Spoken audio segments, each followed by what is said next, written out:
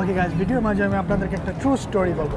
আমি একটা ছেলেকে চিনি, ও আমেরিকায় বাস করে। ওদের শুধু একটাই সন্তান ছিল, খুবই আদর করতো ওকে, ও যা চাইতো ওকে দিত। মা ডেইলি ওকে স্কুল নিয়ে যেত, আবার স্কুল শেষে আবার বাসায় নিয়ে আসতো। মার জন্য ওই ছেলেটা ছিল সব কিছু।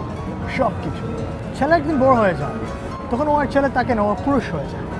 ওর মার সাথে থাকতে আর ভালো লাগে না। ওর বয়স তো 18 হয়ে গেছে, মার সাথে থাকলে কেমন লাগে। বড় হয়ে গেলে তো মার দরকার লাগে না। তো ছেলেটা একদিন চলে যায় আর বাসায় ফিরে আসে।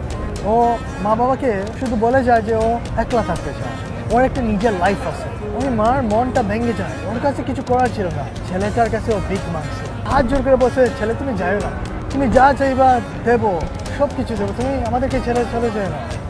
বাট ছেলেটা কথা শুনলো না, ছেলেটা চলে যায়। সে মা একসময় দরজার পাশে ছেলেটার জন্য স্কুল থেকে কখন আসবে ওয়েট করতো। আজও সেই মা দরজার পাশে ওয়েট করে, বাট ছেলেটা আসে না।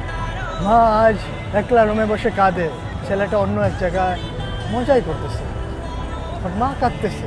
ওই মা আজকাল রাতে ঘুমায় না, বাট ওই ছেলেটা কোনো এক জায়গায় শান্তিতেই ঘুমাইতেছে।